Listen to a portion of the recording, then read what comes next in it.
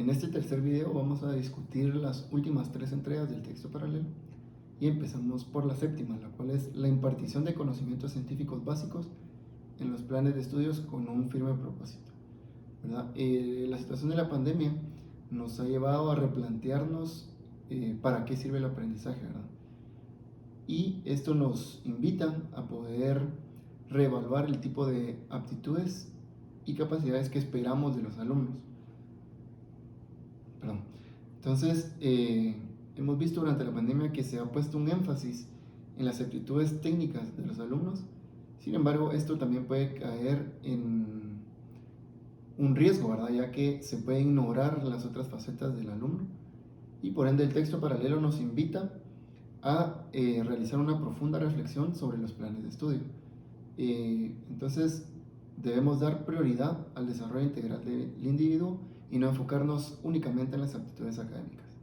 El texto paralelo nos provee de 4 pilares del aprendizaje, que son aprender a conocer, aprender a hacer, aprender a vivir juntos y aprender a ser.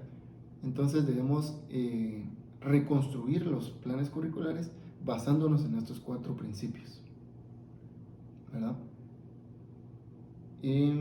Bueno, pues se espera que los catedráticos y los interesados en la educación de los jóvenes no se queden de brazos cruzados, sino que sean proactivos y tomen la iniciativa en esta reconstrucción de la educación. Como octava entrada del texto paralelo, tenemos la necesidad de proteger la financiación nacional e internacional de la educación pública, ¿verdad? Pues evidentemente en todos los países del mundo la situación de la pandemia ha causado estragos en la economía y es probable que esta carga financiera se traduzca en una austeridad fiscal, ¿verdad?, por parte de los gobiernos. Entonces, el texto insta a los gobiernos a resistir a estas presiones, a limitar los gastos en educación, sino que ya sea que el presupuesto permanezca igual o, de ser posible, incrementar ese presupuesto en la educación para poder cerrar las brechas que existen en nuestra sociedad. Entonces, es necesario que los gobiernos y las organizaciones internacionales coordinen sus esfuerzos y velen por la continuidad del aprendizaje y protejan la financiación de la educación, tanto en el plano nacional como en el plano internacional. Bueno, como novena y última entrega del texto paralelo, tenemos una solidaridad mundial que no acepta los niveles actuales de desigualdad. Lastimosamente, durante la pandemia, muchos países se han orientado hacia el aislamiento y el confinamiento de su población, y esto pues va a menudo asociado a un extremismo político, ¿verdad? Y a una disminución de las libertades. Sin embargo, es necesario combatir esto por medio de la solidaridad y la cooperación, y estas son las mejores herramientas que poseemos para poder combatir la crisis del COVID-19, ¿verdad?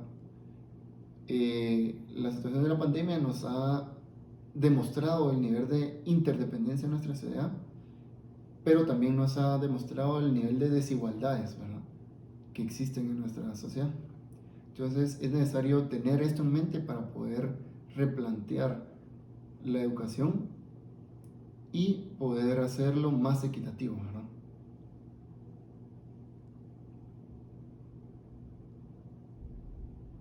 Bueno, ahora tenemos como conclusiones.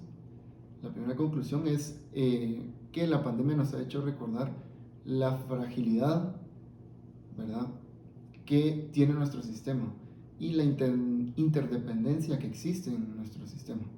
Entonces, el texto hace un llamamiento a todos a movilizarse y a participar en la configuración de los futuros de la educación, ¿verdad? No existen soluciones estándares aceptables, tecnológicas o de otro tipo, sino que debe ser mediante nuestras acciones y mediante el diálogo y la toma de decisiones inclusivas que se debe reformular la educación a nivel mundial. Por otro lado, debemos aprender de las respuestas de los docentes, los alumnos y las comunidades, y respaldarlo, ¿verdad?, ya que ellos son los principales actores en este contexto. Y Debemos transformar la educación durante la crisis y posterior a ella, ¿verdad? No quedarnos con, bueno, ya pasó la pandemia y ahí terminan nuestros esfuerzos, sino seguir continuando, seguir con los esfuerzos, perdón, y reformar la educación, ¿verdad? Y la educación debe basarse en una visión humanista y en el desarrollo eh, integral del alumno, ¿verdad? Y basarse en el marco de los derechos humanos. Muchas gracias.